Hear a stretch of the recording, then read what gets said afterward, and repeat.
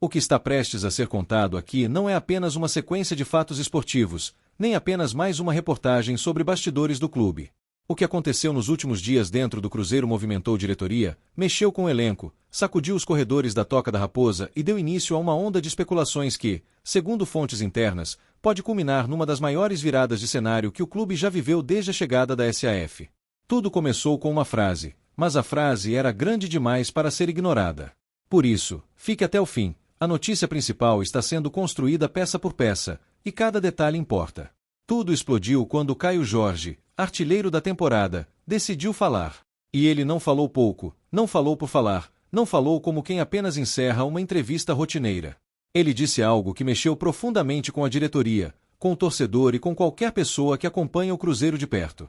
Após mais uma atuação decisiva, mais um jogo em que vestiu a camisa celeste com orgulho visível, o atacante olhou para a câmera e soltou, com uma calma que só quem tem certeza do próprio valor consegue ter: se Pedrinho quiser renovar, a gente senta e conversa. É muito simples, é muito direto e é muito revelador. O atacante deixou claro que não apenas está feliz, como está completamente aberto para discutir um novo vínculo. E isso, por si só, já bastaria para incendiar o ambiente. Mas foi só o começo. Caio Jorge reafirmou sua felicidade, disse que é motivo de orgulho fazer gol com essa camisa, e mostrou algo que poucos jogadores demonstram de forma tão natural: identificação real.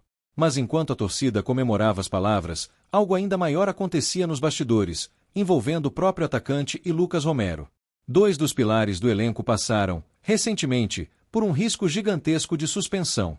O empate por 1-1 contra o Atlético, na 15ª de outubro, rendeu episódios polêmicos, discussões acaloradas e até gesto interpretado como ofensa à arbitragem. O STJD não perdoa facilmente esse tipo de situação. E a dupla foi denunciada em artigos extremamente rígidos do Código Brasileiro de Justiça Desportiva. Os dois poderiam pegar de 4 a 12 partidas de suspensão. Imagine o tamanho do impacto. Imagine perder a principal referência ofensiva e um dos volantes mais importantes em um momento decisivo da temporada. Imagine o que isso faria com o planejamento de Leonardo Jardim, com a confiança do elenco, com a estabilidade emocional de um time que tenta, jogo após jogo, reconstruir seu protagonismo. Mas foi então que uma decisão surpreendente começou a mudar tudo. O Cruzeiro entrou em acordo com o STJD. Não foi simples, não foi imediato e não foi uma mera formalidade. Depois de uma análise profunda, de uma argumentação firme apresentada pelo auditor Rodrigo Ayashi, ficou definido que os dois atletas poderiam ser liberados do julgamento caso o clube aceitasse pagar uma multa. A transação disciplinar foi homologada, substituindo o julgamento original por uma pena alternativa. Resultado: uma multa de R$200 mil, pagamento em até 10 dias, e liberdade plena para a dupla seguir atuando normalmente. Para quem vê de fora, pode parecer apenas uma negociação jurídica bem feita. Mas dentro do clube, essa decisão teve outro peso. Muitos afirmam que o timing foi perfeito demais para ser apenas coincidência. A liberação chegou exatamente no momento em que a diretoria precisava de estabilidade, no momento em que Caio Jorge dava declarações públicas sobre sua permanência, e no momento em que o clube tratava internamente de assuntos que ainda não vieram à tona, mas que, segundo fontes internas, têm potencial para mexer profundamente com o rumo da Raposa nos próximos meses. É impossível não lembrar das polêmicas que envolveram o clássico. Caio Jorge, expulso por gesto interpretado como ofensa, Lucas Romero no centro das reclamações, o árbitro Paulo César Zanovelli completamente perdido no lance, cartão vermelho exibido ao jogador errado, confusão rearranjada depois da checagem, Ivan Roman discutindo com veemência, Paulo Brax prometendo acionar o STJD. Foi uma noite tensa, pesada, carregada de adrenalina e de declarações que se tornaram munição perfeita para o tribunal. E ainda assim, o Cruzeiro conseguiu proteger seus jogadores no momento em que precisava protegê-los. O silêncio que seguiu dentro da Toca da Raposa depois desse episódio foi ainda mais intrigante. Jogadores reduziram entrevistas, membros da comissão técnica passaram a medir cada palavra e a diretoria simplesmente se fechou.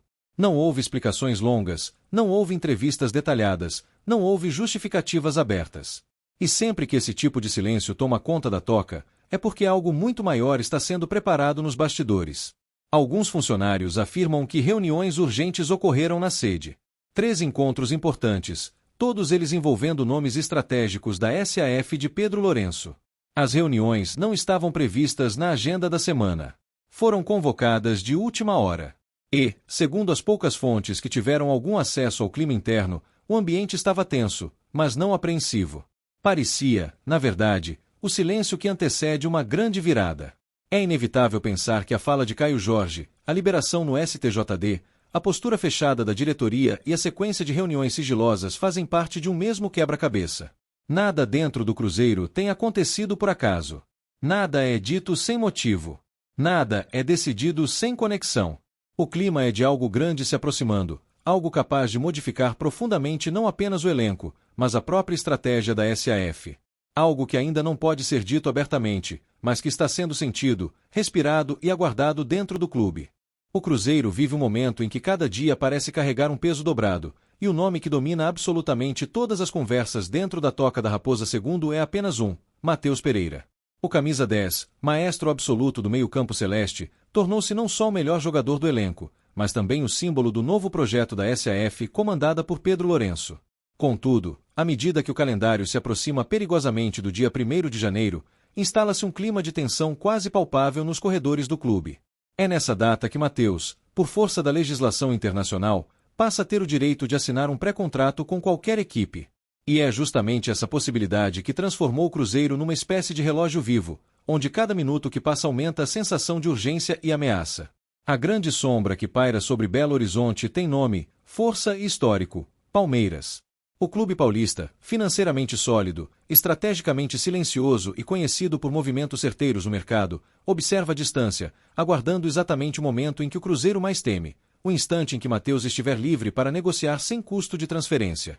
A situação é ainda mais sensível porque o Palmeiras já monitorou o jogador anteriormente, especialmente em 2024, quando o Zenit tentou comprá-lo e o meia estava dividido entre propostas, interesses e o desejo do Cruzeiro de tê-lo em definitivo.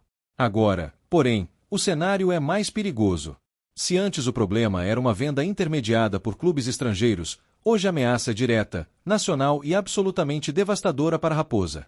O Cruzeiro pagou cerca de 5,5 milhões de euros, algo próximo de 30 milhões de reais, por apenas metade dos direitos econômicos do jogador. Perder esse ativo sem receber um único centavo seria um desastre financeiro, um golpe que desmontaria projeções econômicas, comprometeria o orçamento e criaria uma crise interna de grandes proporções. Para evitar o rombo, a diretoria adotou uma postura de guerra: reuniões diárias, ligações constantes, documentos revisados linha por linha e uma pressão interna gigantesca para que o acordo final seja formalizado o quanto antes. O clube já tem uma base de renovação acertada verbalmente com Matheus Pereira, que inclui um salário astronômico para padrões nacionais, cerca de 2 milhões de reais por mês, tornando o meia o jogador mais bem pago do elenco e um dos maiores salários do futebol brasileiro. Esse valor, embora pesado, vem sendo tratado como investimento e não como despesa. Para a SAF, garantir a continuidade de Matheus é também garantir competitividade, presença forte na Libertadores de 2026 e manutenção de um ídolo que arrasta público, mídia, engajamento e esperança. Além do salário, o novo vínculo prevê renovação até dezembro de 2028, com a possibilidade de extensão automática até 2029, blindando completamente o atleta e eliminando qualquer brecha jurídica que permitiria sua saída gratuita. No entanto, enquanto a assinatura não ocorre, o Cruzeiro vive sob o risco constante de uma investida silenciosa do Palmeiras, que poderia oferecer um salário igualmente alto, luvas generosas e a promessa de disputar títulos imediatamente, algo que também pesa no imaginário de qualquer atleta de alto nível. E é justamente essa interseção entre emoção, projeto e finanças que transforma essa negociação numa corrida contra o tempo. Dentro do clube, a percepção é clara: o Palmeiras só está esperando o Cruzeiro vacilar. Se a SAF atrasar, se houver hesitação, se algo burocrático emperrar, o rival paulista pode aparecer com uma proposta irresistível, capaz de virar o tabuleiro e levar o maestro celeste sem pagar um único real ao clube mineiro. A diretoria sabe disso. O staff do jogador sabe disso. O próprio Matheus também. Por isso, cada reunião é tratada como decisiva, cada documento é checado com obsessão, e cada passo dado precisa ser calculado com precisão absoluta. Nos bastidores, há quem diga que essa é, de longe, a negociação mais importante desde o retorno do Cruzeiro à Série A. Não se trata apenas de manter um bom jogador. Trata-se de manter a espinha dorsal técnica, o pensamento criativo, o jogador que decide, que organiza, que dita o ritmo do time em campo. Trata-se de preservar o símbolo de uma nova era. Matheus Pereira tornou-se mais que um atleta, tornou-se projeto, esperança, identidade. E, por isso, perder esse jogador de graça não seria apenas um erro administrativo. Seria um trauma esportivo e emocional. A torcida, que acompanha ansiosa cada nova informação, sabe disso e pressiona diariamente nas redes sociais, pedindo assinatura, implorando pela oficialização, temendo justamente aquilo que parece rondar o ar, a possibilidade de um bote fatal. O que acontece nos próximos dias, talvez nas próximas horas, definirá não só o futuro de Matheus Pereira, mas também o rumo do Cruzeiro para os próximos anos. Enquanto a assinatura não vem, o medo cresce. Enquanto o Palmeiras observa, o Cruzeiro corre. Enquanto o tempo passa, a tensão aumenta. E em Belo Horizonte, a sensação é uma só: esta renovação é absolutamente inegociável. Nos próximos dias, o Diário da Raposa estará acompanhando cada detalhe, cada movimentação, cada respiração dos bastidores da Toca. Agora eu quero saber de você: o que você acha que está prestes a acontecer? Qual é o verdadeiro plano da diretoria? Quem fica? Quem sai? E quem chega? Deixe sua opinião nos comentários. E, acima de tudo, inscreva-se no Diário da Raposa, Notícias Cruzeiro e ative as notificações, porque quando a bomba estourar, você vai querer ser o primeiro a saber.